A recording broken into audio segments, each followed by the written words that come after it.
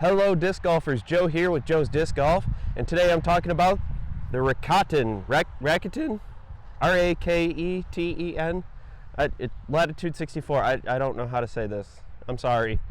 Google, you'll help me out later. Trust me, I know you will. So, talking about this, unfortunately this one is out of production, but like its brethren, the Michelin, also out of production, it has this nice little hex pattern on here that might be hard to see on this camera, but we'll get a better shot later. Supposed to help with drag. I don't know. Let's see how it flies. I'm going to take it out to the field behind me and give it a few rips, forehand, backhand. I'll let you know what I think in a few short minutes.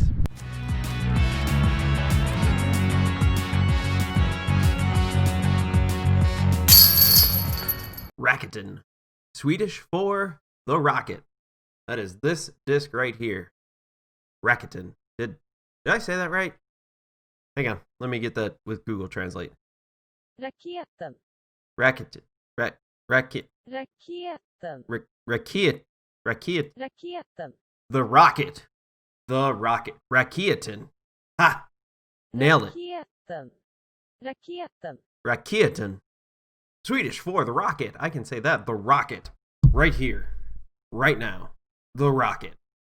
An appropriate name for a disc given the speed and glide of this one at a whopping 15.4 minus 2, 3. Yeah, 15 speed, 4 glide. This thing should cruise forever. It should. I have this in the Frost Moonshine. Yeah, that's cool when I turn the lights out, which I'm not going to do now. This thing glows in the dark. Great for a glow round. Sort of. We'll get to that. I have to say that the stamp on this, it does not look good with the Frost Moonshine. You put a solid background behind it. See my hand? Look at that. Great. And I'm holding it upside down. You put a solid thing behind that, it looks great. You kind of leave it like that, it doesn't look so good. The hex pattern on this, as you can see here, can be found on another disc, a much easier pronounced, the Michelin. If you did not see that review, you can go find it here, or maybe it's here. I don't know. One of these two locations, you'll be able to find that review where I talk about the Michelin. But this is the other hex pattern disc brought to you by Lat64. The purpose of this hex pattern is to help reduce drag and help this disc cruise through the air a lot farther, a lot faster, a lot better, much like the dimples on a golf ball help that thing cruise through the air hundreds of yards. I took this thing out to the field and threw it 15 times. And one of the awkward things about this disc is my fingers are kind of short. So the rim on this 15 speed is kind of rough. Trying to get my hands around, trying to get a good solid grip. I like to really grip and have that power grip. I don't like doing the modified fan grip. Any which way you slice it, I don't like that. The other awkward thing about that is if you don't have, and you can see here on this little groove here, this flat spot, if you don't have your thumb right on there, people have talked about it falling off. I did not have that problem. I did feel like this disc sometimes felt like it oozed out of my hand because it is pretty gummy, pretty flexy, but you know, it wasn't too bad. My throws on this range from about 350 to 380 feet. Not too bad, right in my sweet spot. Not getting close to my PR, but not bad at all. That put that right at my average backhand. And given the numbers on the way this thing flies, it should fly a lot like the Dynamic Disc Captain at a 13.5 minus 2.2.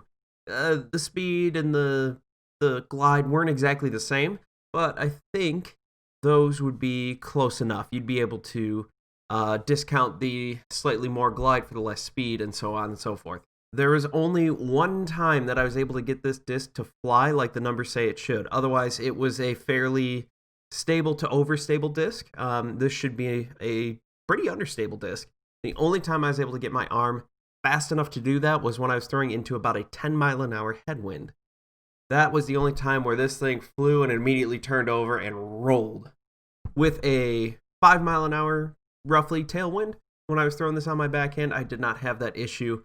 I think that even if I was in perfectly still conditions, I would still not have the arm speed to get this thing to fly like the numbers say it would. Now, when I started throwing this thing on my forehand, believe it or not, this actually felt great for this grip. For whatever reason in my hand, this 15 speed, this little bit wider rim really felt amazing. And it really showed that when I was throwing this on my forehand. I was getting this disc out to about 412 feet, which is just short of my personal record of 432 feet on a forehand. Yeah, but that was with a Biofusion Enforcer. Rest in peace, I recently lost it. I am desperately trying to find that beat-in Biofusion Enforcer, but I digress. So, if you don't have your thumb on this thumb pad, I don't. It does not feel great. It feels a little weird. I didn't really have any issues with the disc slipping out, but it didn't feel great. It didn't feel comfortable. The other thing I don't like about this, this reminds me a lot of my Goldline Gladiator from the Next Gen tour, that run. I felt like it was super flimsy in the middle of the flight plate, and that, I mean, you can see this here. I'm not even pushing all that hard, and you can see how I'm just flexing through. And I feel like if I push this too hard, I'm going to put my thumb straight through and make a hole in it, and then I'll just twirl it around my finger or something. That won't really go that well. It won't fly that well, and it will no longer be PDGA approved because I have modified it in a horrible way. Overall, it seems like the hex pattern on this turned out to be a net zero gain. Yes, you could throw it faster, it had a faster speed, but it lost a lot of glide because of that, and so I was able to throw a 12 speed and a 13 speed roughly the same distance, both forehand and backhand, without any real differences. Now, the only people that I think that could actually really unlock this full potential of this disc are people like Simon Lizotte, Eagle McMahon, or David Wiggins Jr. Those are the only people that I can really think of off the top of my head that would have the arm speed to unlock this. When you do unlock this, this disc is so finicky that you're not really going to be able to throw it with that much power. Now, those guys have a lot of touch and they're really great with their angles, but when you're talking about the kind of power this thing needs to have that kind of control, it's asking too much, and it's just not going to happen. Is the Rakieten a disc that you should try to get in your bag, even though it was retired in 2019? The answer is no. You don't have the arm speed for it. I don't have the arm speed for it. Should you try to get this to add it to a collection? Sure, I think so. I was able to pick this one up from a local shop for $15. It was on clearance, and nobody wanted it. So if you can pick this up as a little cool piece of history here, that would be fantastic. That is something you really should do. Something to just kind of put up and go, hey, you remember when Lat64 tried to do that new cool thing? It didn't quite work out, but we were able to see something cool. Thanks for watching. If you like this video, give me a big old thumbs up. Don't forget to subscribe for more content like this. New content weekly at minimum. Hope you all enjoyed the video. I can't wait to see you all in the next one.